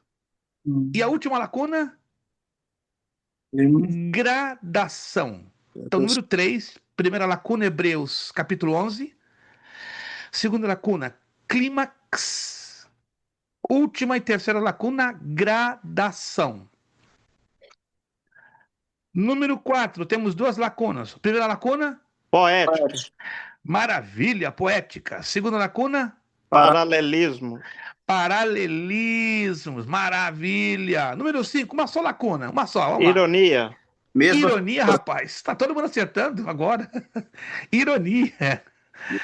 Número 5, perfeito. Número 6, duas lacunas. Primeira Fábula lacuna, e Amazias. fábula e Amazias. Número 6, fábula, primeira lacuna, Amazias, segunda lacuna. 7, temos duas lacunas. A primeira lacuna, Contrastes e antíteses. antíteses. ei, André, tá batendo bola, hein? Tu ainda bate uma bola, André? Tu bate uma bolinha ainda? Ah, nada, né? Tô enferrujado. Ah, que pena, eu ia te convidar para uma bolinha, né? Eu vou bater em agosto lá em Boston, né? Eu vou estar 2 dias, né? Eu tava pensando, né? Eu tenho um time lá em Malden, numa igreja batista americana. Eu vou convidar o André para bater uma bolinha comigo, né? Você tá, Quem tá sabe, até enferrujado, lá então nós não dá, faz não. Você tá enferrujado, então eu vou chamar o Kelson, né? Eu vou pagar a passagem do Kelson para ir lá em Massachusetts bater uma bola comigo com esse grupo de americanos, né? Gosto de soccer, acredita? Americano gosta É de bom. futebol brasileiro. Rapaz, eu tenho um grupinho lá em Malden. Eles gostam pra caramba, né? Eu sou veterano, né? Quando eu morava lá, eu jogava toda sexta-feira. Toda sexta-feira. É Era bom. religioso. É de campo, não de futebol de salão, não. O de salão me cansa muito. Vamos lá, vamos voltar. Saindo do futebol, que é bom demais, né? Vou voltar pra cá. Número 8. Temos 1, 2, 3, 4 lacunas. Primeira lacuna, Salmo 119. Salmo 119. Segunda lacuna, 176. 176, a quarta lacuna, 22. 22 e a última lacuna, Letra do alfabeto hebraico. Isso. letra do alfabeto hebraico. Alô, número 8, quem se perdeu? Na ordem. Salmo 119, 176, 22, letra do alfabeto. Página 30, lá na última. Houve uma falha nossa na digitação. Na coluna B, você está vendo que está numerada de 1 a 9. Acrescente aí a número 10. Antropatismo. Maravilha. André, tu tá jogando bola, André. Fala a verdade comigo. Depois a gente vai conversar em off. Ele tá jogando bola. Tá dando cada gol hoje que há muito tempo eu não via. É Deus trabalhando. É Deus trabalhando e a vontade acionando. Isso. Número 10. Antropopatia. batismo, lá na coluna B. Foi um esquecimento, erro nosso na hora da digitação, estamos inclusive até corrigindo. Se do contrário, não vai encaixar com o que está do outro lado, tá? Perfeito. Já que você colocou o número 10 lá na coluna B, lá embaixo, depois de interrogação, vamos lá. Coluna A, número 1. Qual é o número? 6. 6. Agora fica ligado só na coluna A. 6. Número 2? 10. 10. 10. Número 3? 9. 9. Olha, que bola que o André está jogando hoje. Meu Deus. 4. Sem fazer prova, mas não, né? Estou pensando no seu caso, seriamente. Seriamente. Número 4, qual é o número? 1. 1. Número 5, olha a surpresa aí, ó. 5, 5. 5, 5. Rapaz, o rapaz está com segurança, está com a bola, está fazendo aquela embaixadinha que deixa Pelé até de inveja. Letra. Número 6, qual é o número? 4. 4, 7. 3. 3, não é 7 1 não, gente, é 3, é 7 3, 7 1 esquece. 7 1 não é de Deus, não. 8. 2. 2. 8, 2. Número 9. 7. 7 e 10. 8. Isto. Quem se perdeu lá? 6, 10, 9, 1, 5, 3, 7, 8. Estamos terminando. Vou deixar vocês de mão levantada para o ar? De jeito nenhum. Vamos fazer mais exercício. Que é isso, gente? Vocês pensam que eu vou deixar vocês quietinhos? Não. Vocês vão ter que me aguentar. Vamos lá. Na 37. 38. 39 e 40. Uau, pastor! Yep. Próxima aula. Vamos corrigir. Páginas 37, 38, 39, 40. Repito aquilo que eu já falei na aula passada, mesmo que a gente não tenha chegado nesta parte da matéria, é uma forma de a gente forçar o aluno a ler um pouco mais à frente a apostila. Perfeito? 37, 38, 39, 40. São 10h16, vou abrir para 2 perguntinhas. Se alguém tem alguma dúvida, em 2 perguntinhas a gente fecha a aula. Dúvidas? 2 perguntinhas. Nenhuma por enquanto? Dentro do que nós temos estudado? Fiquem na liberdade. Eu estou devendo à irmã Monique a resposta de umas perguntas que ela me fez por mensagem de texto. Amanhã eu vou ter um tempinho na parte da tarde. Amanhã minha dívida eu vou saldar com a senhora. Pode ficar. Eu não me esqueci da senhora de jeito nenhum. Eu tenho uma pilha. Se eu virar aqui a câmera para mostrar para a senhora mesmo, a senhora vai até ficar escandalizada. Eu imagino, né? imagino. Eu tenho geralmente uma pilha da altura aqui dos meus olhos. E eu tenho que eliminar a maior quantidade possível de papel e das perguntas que vários alunos nos fazem. Então, amanhã, entre 5 da tarde e 10 da noite, você pode esperar que está chegando lá na sua mensagem de texto as respostas, tá? Se qualquer aluno tiver alguma questão, alguma pergunta sobre a matéria, fique também na liberdade, no privado, não no grupo, de mandar lá a sua perguntinha que a gente, o mais rápido que pudermos, pastor, estaremos... Essa matéria aqui do que o senhor está falando que é bem complexa, é bem grande. Mas assim, nós no exemplo assim, para fazer uma pregação, né?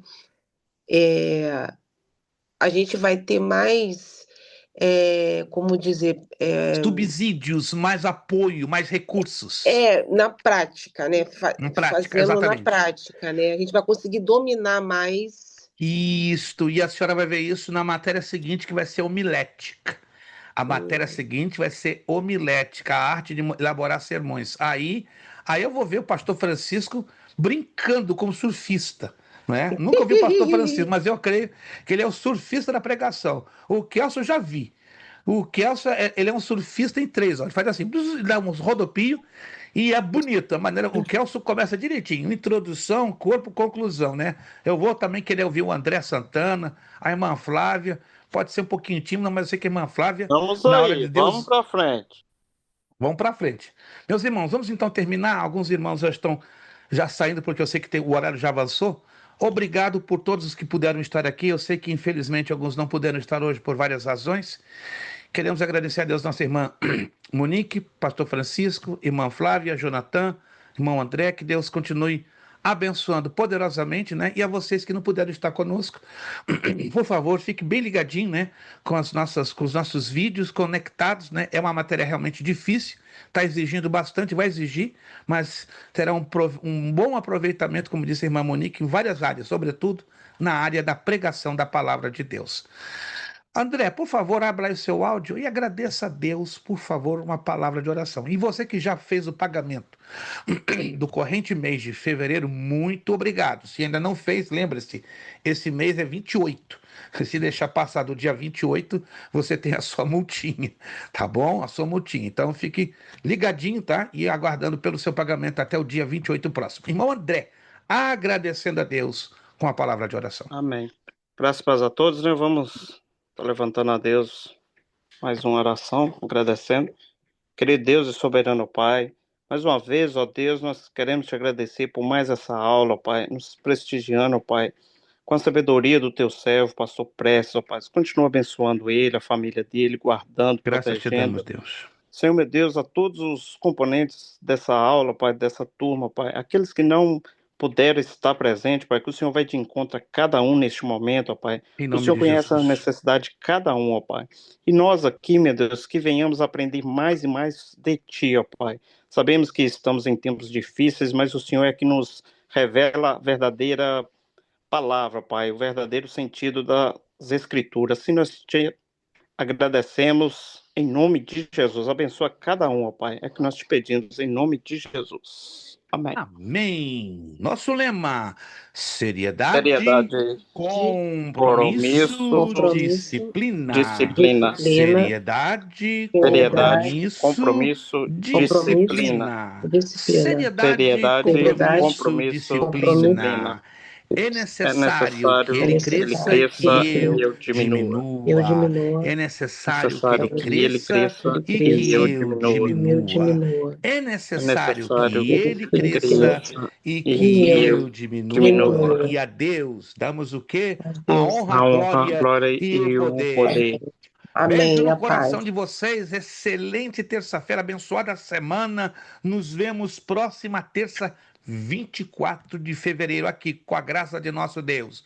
Paz do Senhor, graça e paz. Ai, Shalom Adonai. Que Deus Amém. nos Shalom abençoe Adonai. em o nome de Jesus. Muito obrigado.